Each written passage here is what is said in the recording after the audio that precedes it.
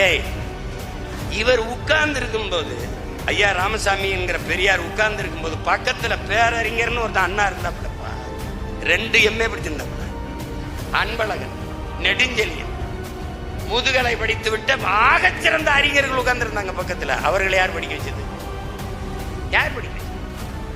இன்னைக்கு உலகத்திலே ஆல்பர்ட் ஸ்வீசர் சொல்றான், அவன் மூன்று துறைகளில் முனைவர் பட்டம் பெற்று நோபல் பரிசு பெற்றவன், மிகப்பெரிய மேதை.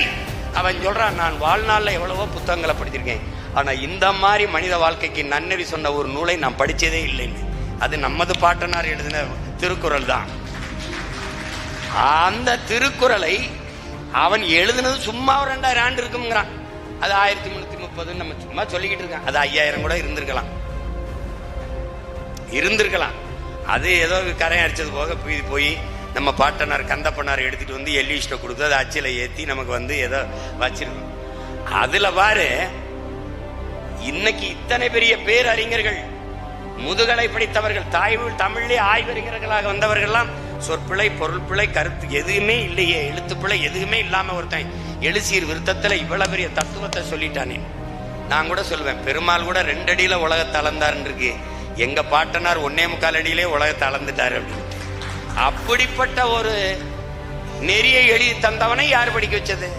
வள்ளுவனே வியப்பென்றால் அவனுக்கு தமிழ் சொல்லிக் கொடுத்த ஆசிரியன் யார்? கம்ப ராமாயணம் என்ற காப்பியத்தை 15 நாளில் கம்பல் பெருந்தகை பாடியிருக்கான். அப்படின்னா அவனுக்கு இருக்கிற அறிவு என்ன? கடல்ல தண்ணியை கரண்டி தள்ளி ஊத்துன மாதிரி சொல்லிட்டு பாடிட்டு போயிருக்கான். இப்ப அவனுக்கு எவன் ஜமீன் சொல்லி கொடுத்துருப்பான்? எங்க அவ்வைக்கு யாரு? வள்ளுவன் வாரான், மருந்தன வேண்டாவாம் யாக்கைக்கு அருந்தியது அற்றது போற்றி உனின். நல்ல சாப்பிட்டது ஜெமிச்சிருச்சான்னு பார்த்து சாப்பிட்றா, நோய் வராது, அதுக்கு எதுவும் மருந்து தேவைப்படாது அப்படின்னு பாடுறான். இது நல்லா தான் எழுதியிருக்கான், சின்னதாக தான் எழுதியிருக்கான், அதுவே சிரிச்சு.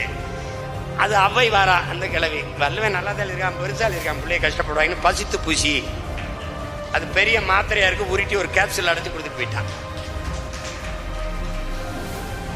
எங்களை போய் ஒன்றும் தெரியாதுங்கிறது, நாகரிகமற்ற கூட்டம்ங்கிறது, முல்லையும் குறிஞ்சியும் முறைமையில் திரியும் நிலம் நடுக்குற்று நல் இயல்பு இழந்து பாலை எனும் படிமம் கொள்ளும் அறிவியலை